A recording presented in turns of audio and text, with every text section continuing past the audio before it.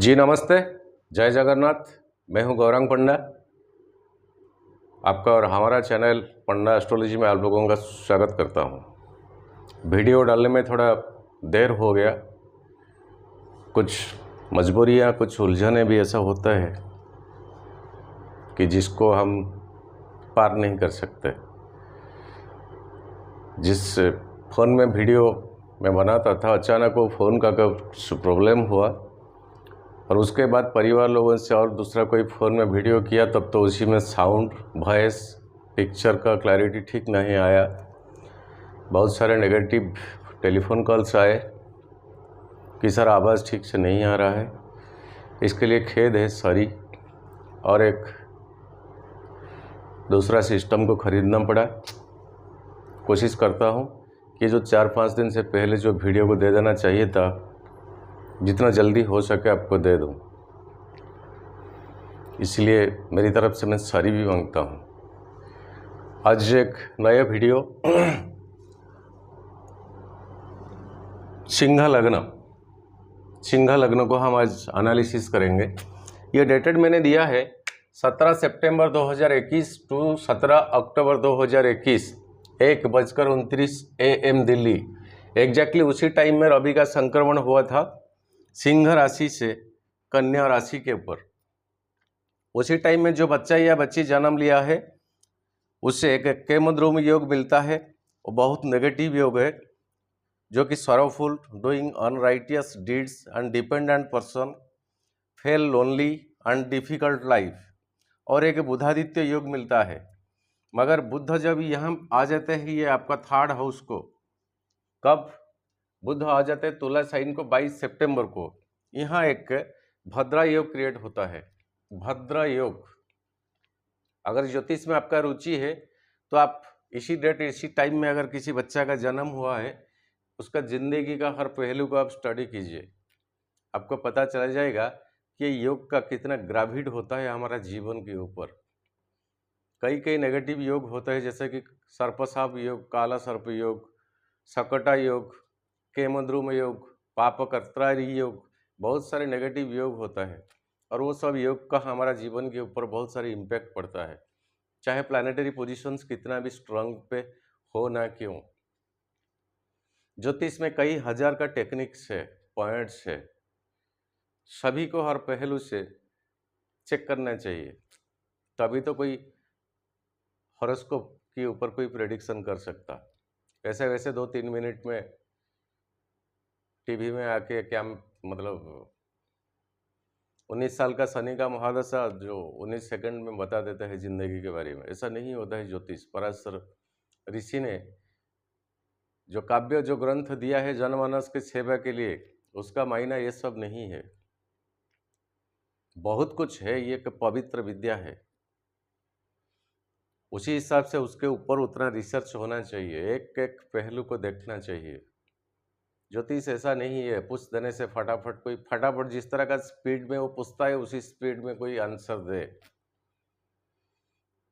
सामने वाला बंदा जिस स्पीड से वो पूछता है उसी स्पीड से भी ये ज्योतिष आंसर दे। नहीं, ये कोई, ये पृथ्वी में कोई ऐसा ज्योतिष नहीं है। तो आज का सब्जेक्ट है सिंह लग्न। आपका लग्नाधिपति रवि है और रवि आपका 2nd हाउस में ट्रांजिट में है। कहाँ तक ना, यही 17 अक्टूबर 2021 तक रवि यहाँ पर संक्रमण होंगे। 2nd हाउस में रवि के साथ मंगल देव है और यही मंगल आपका भाग्यस्थान का भी मालिक है, 9वां हाउस का और 4th हाउस का। वो 2nd हाउस में आपका रवि के साथ है। मंगल देव आपके लिए अच्छा है, तो फाइनेंशियली कुछ ना कुछ गेन तो कराएगा ही कराएगा इसी टाइमिंग के ऊपर। मगर यहाँ पर बुधदेव मरकुरी साथ बैठ जाते हैं। ना रवि के साथ अच्छा रिलेशनशिप है, ना मंगल के साथ अच्छा रिलेशनशिप है। हमेशा मैंने एक चीज हर वीडियो में कुछ ना कुछ इसके बारे में बता रहा हूँ। 2 ग्रुपिज्म का प्लैनेट होता है। एक ही ग्रुप में आता है बृहस्पति देव, इनके साथ होता है बृहस्पति, चंद्रमा, रवि और मंगल। और एक ही साइड में आता है शुक्रदेव, जो कि इनके चेन में होता है शुक्र, शनि और बुध। और राहु और केतु को प्लैनेट में नहीं लिया गया है। वो दोनों छाया ग्रह है, और जहाँ पर होता है उसी राशि की लड़ के मुताबिक वो रिजल्ट देते हैं। तो बुद्धदेव यहाँ पर हो जाते हैं। बुद्धदेव आपका 11th लॉर्ड सेकंड में है, सेकंड में है, मंगल की नक्षत्र में है। फिर भी आपका जो कम्युनिकेशन जो होता है, जो स्किल, उसके ऊपर उतना भरोसा मत किया कीजिएगा। कहीं से भी हो सकता है, निशाना चुक भी जा सकता है। इन अकॉर्डिंगली आपका कम्युनिकेशन स्किल पे, सही टारगेट पे आपका निशाना ना लग सकता है।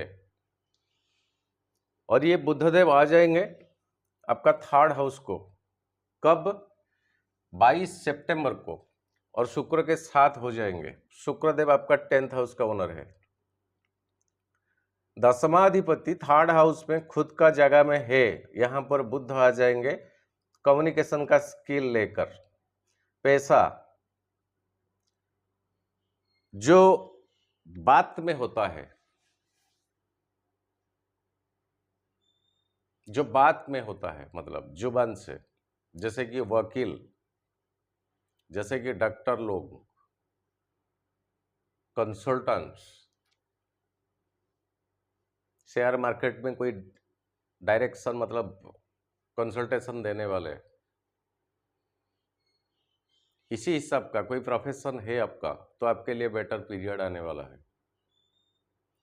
और उसी लाइन पे, उसी काम को लेकर फाइनेंशियली आपको गेन मिल सकता है due to the planetary positions. और आपका आगे चले, 6th हाउस का ओनर शनि है, और 5th हाउस का ओनर आपका बृहस्पति। शनि और बृहस्पति यहाँ पर दोनों की दोनों है अंडर रेट्रोगेशन की पोजीशन में है, 5वां और 6ठा हाउस का ओनर। और वैसे बृहस्पति आपका 8वां हाउस का भी मालिक है। 6th हाउस आपका जॉब, सर्विस, क्वारेल, तानातानी, टेंशन, डिजीज, ये सबको दर्शाता है। और ये शनि के साथ होते हैं आपके लिए। शनि आपका चेंज होने वाला है, डायरेक्ट होने वाला है 11 अक्टूबर को। 6th हाउस में शनि अभी तो बहुत दिक्कतें देते हैं आपको, जॉब की सिलसिले में, ना होते हुए भी किसी के साथ क्वारेल, बातों में कुछ उलझा हुआ बात, लैंग्वेज में कुछ कड़वा, इस तरह का एक माहौल में आप जा रही है। सिचुएशन आपके लिए ठीक नहीं है सिंह लग्न के लिए। वैसे ही वही 6th हाउस में आपका बैठे हैं शनिदेव और बृहस्पति देव दोनों मिलके, यहाँ 8वां हाउस का ओनर एंड 5th हाउस का ओनर ऑल्सो। और वही शनिदेव आपका चंद्रमा की नक्षत्र डिवीजन में होते हैं, और बृहस्पति देव आपका मंगल की नक्षत्र डिवीजन में होते हैं। फिर भी ये 6th हाउस आपके लिए अभी रिजल्ट ठीक नहीं है। बृहस्पति 18 अक्टूबर को स्ट्रेट होने वाले हैं। 18 के बाद आपको कुछ ना कुछ इस तरह का परेशानी से आपको राहत मिल सकता है। और ये शनिदेव आपका 11 अक्टूबर को डायरेक्ट होंगे, थोड़ी बहुत रिलैक्सेशन आपको मिल सकता है, क्यों बृहस्पति और शनि के बीच में मित्रता होता है, एनिमिटी नहीं होता है, इवन समभाव संपन्न भी नहीं, मित्रता ही होते हैं।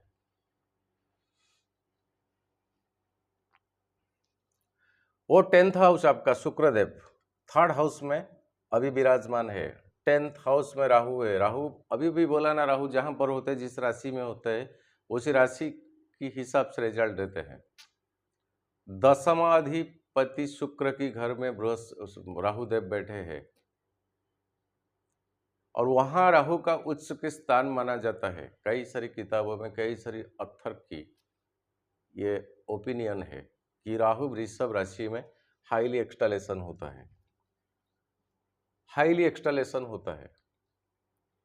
और नक्षत्र डिवीजन को अगर देखें, वही शुक्र राहु की नक्षत्र में भी होते हैं। तब शुक्र को देखें डायरेक्टली, शुक्र आपका अति मित्र तारा जोन में इसी महीने में पड़ते हैं। तो फीमेल मास से, फीमेल से पत्नी की द्वारा कोई भी प्रोफेशनली आपका कोई काम है, तो रुकेगा नहीं, आपका अचीवमेंट होकर रहेगा। अगर फीमेल से हो सकता वो काम तो जोर लगाइए, दम लगाइए, दिमाग लगाइए, क्योंकि आपका अप्रोच, आपका बात सामने वाला फीमेल टाल नहीं सकते।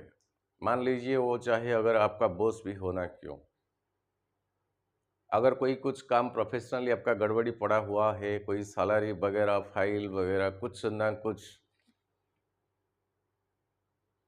जाइए हिम्मत के साथ, रेस्पेक्ट के साथ बात कीजिए। फीमेल की साइड से आपको कुछ ना कुछ बेनिफिटेड इसी महीने में मिलने वाला है। शुक्रदेव आपका अच्छी पोजीशन में है।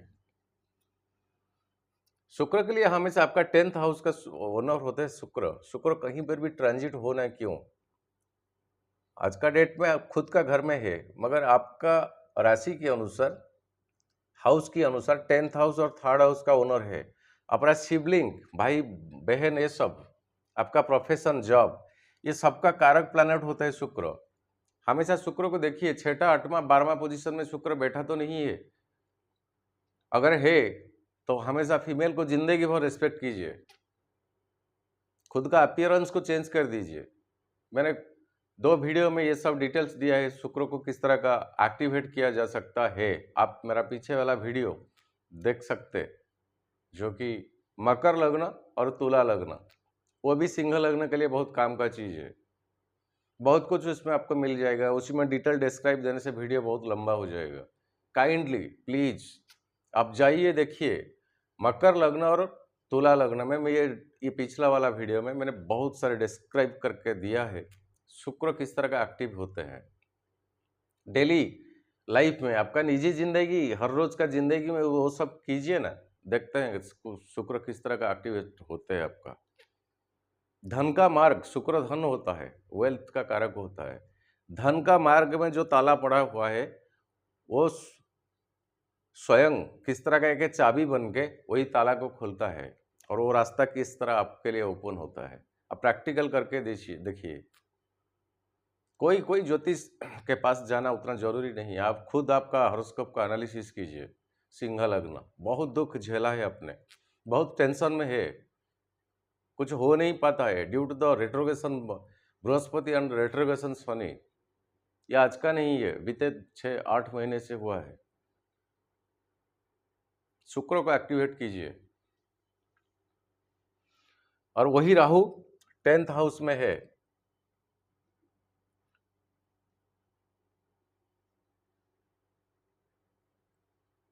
कोई मीडिएट ब्रोकरेज का काम है तो बेटर रहेगा। कोई स्पेकुलेशन, कोई शेयर मार्केट, इस तरह में आपका प्रोफेशन, धंधा है, जुड़ा हुआ है, अब कोई ब्रोकरेज है, आपके लिए बेटर रहेगा। क्योंकि इसी महीने में आपको वो इंट्यूशन मिलने वाला है कि कौन सा शेयर बढ़ेगा, कौन सा शेयर घटेगा, कौन सा क्रिप्टो करेंसी बढ़ेगा, कौन सा क्रिप्टो करेंसी घटेगा, किसका पावर बढ़ेगा, किसका पावर घटेगा। तो अगर आपकी अंडर में उतने सारे क्लाइंट्स है, ये बिजनेस प्रोफेशन आपका है, या आप खुद आपके लिए कर रहे हैं, उसी में इन्वेस्ट कर रहे हैं, तो दिमाग लगाइए, आपको कुछ सक्सेस पॉजिटिविटी इसी महीने में देने को आगे दर्शाता है प्लानिटरी पोजीशंस। Because of वो Rahu aspected by Brihaspati, because of वो राहु एस्पेक्टेड बाय बृहस्पति, 5वां हाउस का ओनर है आपका, और 8वां हाउस का ओनर है आपका। 8वां house the inheritance, the unexpectation gain, जो आपने सोचा कभी नहीं है, आपका रूटीन लाइफ में वो मेंशन हुआ ही नहीं है कि हाँ इस तरह का एक चीज़ें, इस तरह का एक अमाउंट, इस तरह का एक कुछ ना कुछ मुझे मिलेगा। नो, जस्ट आपने सोचा नहीं। जैसे कि इंश्योरेंस किसी के नाम पे हुआ है, डेथ हो जाने से क्लेम होता है दूसरा नाम पे, उसी तरह का एग्जाम्पल के तौर पे मैं बोल रहा हूँ। इनहेरिटेंस जो आपने सोचा भी नहीं है, इसी टाइमिंग में राहु आपको उसी तरह का कुछ रिजल्ट देंगे। क्योंकि वो हाईली एक्सटालेशन की पोजीशन में है, बृहस्पति की फुल फोकस में है, शुक्रदेव आपका दशमाधिपति थर्ड में है, शुक्र राहु में रिलेशनशिप राशि के हिसाब से हाउस के हिसाब से है, और बुधदेव आपका शुक्र के साथ हो जाएंगे।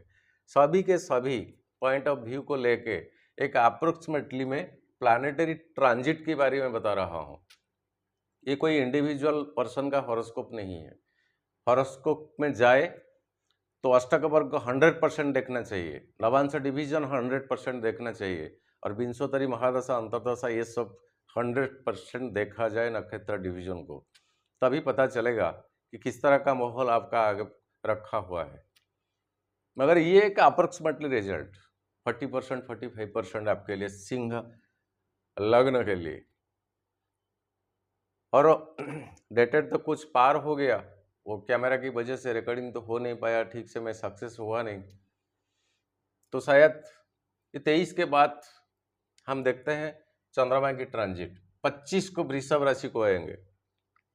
वृषभ राशि यही है, आपका 10वां घर है, प्रोफेशन का घर। यहाँ पर राहु पहले से बैठा हुआ है, राहु के साथ चंद्रमा आ जाने से एक ग्रहण लग जाता है।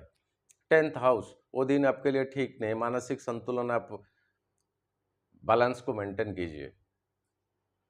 वृषभ साइन, वृषभ साइन आपका 25 से 28 तक। मिथुन साइन को जब आ जाएंगे चंद्रमा, 11th हाउस है आपका, ये आपके लिए बेटर रहेगा मिथुन साइन। और खुद का जगह है ये आपका कर्कट साइन, एक्सपेंडिचर का जगह है सर जी, ये एक्सपेंडिचर का जगह है।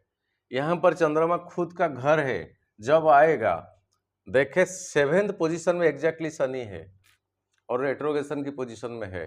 शनि का 7वां दृष्टि चंद्रमा के ऊपर पड़ेगा, शनि का 7वां दृष्टि चंद्रमा की ऊपर पड़ेगा, ये 12th हाउस में। माँ के लिए एक्सपेंडिचर तो बढ़ाएगा ही बढ़ाएगा, या आपका मदर इन लॉ भी हो सकते, कोई भी फीमेल पर्सन हो सकते।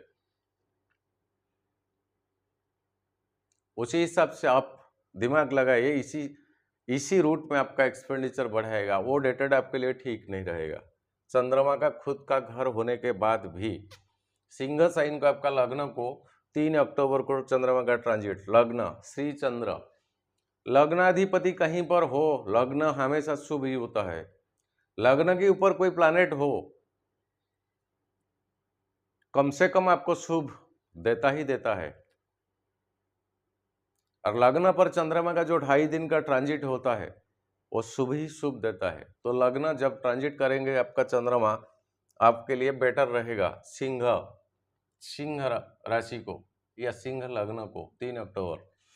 कन्या आपका 2nd हाउस, यहाँ से उस टाइम बुध चले गए होंगे, और रवि और मंगल देव 2nd हाउस में है, 2 की 2 फायर एलिमेंट का प्लैनेट आग, और यहाँ चंद्रमा आ जाएंगे 2nd हाउस। 2nd हाउस तो एक मारक का प्लेस है, फिर भी आपका लग्न लड़ 2nd हाउस में है, कुछ फाइनेंशियली गेन कराएगा। गवर्नमेंट की सेक्टर में अगर कोई फाइल पड़ा हुआ है, कोई टेंडर पास नहीं होता है, कोई बिल पड़ा हुआ है, आप दिमाग लगाइए, उसी टाइम में आपको कुछ ना कुछ पॉजिटिविटी रिजल्ट मिलेगा। 3rd हाउस आपका तुला साइन, ये तुला साइन को आ जाएंगे आपका 7 अक्टूबर को। 3rd हाउस शुक्र के साथ हो जाएंगे, समभाव संपन्न शुक्र के साथ चंद्रमा का। कम्युनिकेशन का स्किल होता है, कम्युनिकेशन का स्किल होता है। कोई फीमेल के द्वारा आपका अगर कोई टारगेट अचीवमेंट होने को है तो उसी दिन ही कीजिए, उसी हिसाब से कीजिए, रेस्पेक्ट के साथ। उसके बाद आप आते हैं 4th प्लेस, आपका सुकून शांति सुख का है, जहां पर केतु ऑलरेडी है, और ये केतु के साथ चंद्रमा आ जाने से ग्रहण दोस्तों लगता है। फिर सेकंड चीज क्या है, यहाँ चंद्रमा का डेबिलेटेड पॉइंट है, ये नीच हो जाता है चंद्रमा यहाँ विच्छा राशि में, और 7वां फोकस में राहु आ जाते हैं चंद्रमा के ऊपर। 4th हाउस आपका मानसिक शांति उसी दिन बिल्कुल वो डेटेड को मिलेगा नहीं, बहुत हायर टेंशन में रहेंगे, हाईली टेंशन में रहेंगे, कोई सुझाव आपको मिलेगा ही नहीं, क्या करे क्या ना करे, कोई डेस्टिनेशन पॉइंट पे आप पहुंच नहीं पाएंगे। चंद्रमा का यह डेबिलेशन पोजीशन है, डेबिलिटेशन पोजीशन है, शुक्र का ऑलरेडी 7th फोकस है, यहाँ पर चंद्रमा के ऊपर रहेगा, और वैसे यही जगह पे चंद्रमा नीच होते हैं। तो वृश्चिका की बात, धनु साइन को 11 अक्टूबर को जाएंगे, 5वां हाउस, क्रिएटिविटी एक्टिविटीज का घर है ये, बृहस्पति देव का, पॉजिटिव मिलेगा। 6 हाउस में शनि ऑलरेडी है यहाँ। ये जो चंद्रमा मैंने लिखा है इसको पॉइंट आउट पे मत लीजिएगा, क्योंकि इसी डेट में चंद्र का ट्रांजिट यहाँ पर था।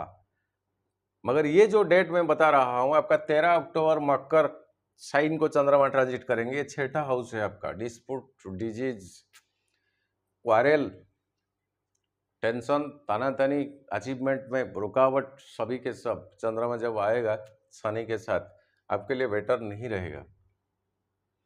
मकर के बाद कुंभ साइन में आएंगे 15 अक्टूबर टू 17 अक्टूबर तक। कुंभ साइन आपका 7th हाउस, ये 7वां हाउस ट्रांजिट करेंगे।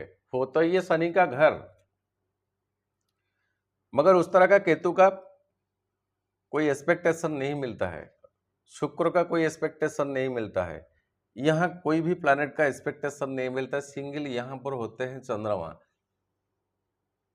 स्पाउस से अगर कुछ तानातानी था, ससुराल से कोई इस तरह का कोई डिस्प्यूट था, कोई मतभेद था, ये सुझाव एस्ट्रोलॉजी के लिए आपको मैं देता हूं कि आप सेटअप कर सकते सिचुएशन को, उसी तरह का टाइमिंग आपको उसी दिन मिलता है। बस यही है सिंह लग्न के बारे में थोड़ा बहुत एनालिसिस मेरा पर्सनली। इसी में आपका अगर कोई ओपिनियन तो कमेंट सेक्शन खुला है, विदा दीजिए आपके लिए। देर में वीडियो डालने को बहुत खेद जताता हूँ, सॉरी भी मांगता हूँ। कोशिश करूँगा कि आगे ऐसा नहीं होगा। ये टेक्नोलॉजी की वजह से सब हुआ है। बस गौरांग पंडा को विदाई दीजिए। नमस्ते, जय जगन्नाथ।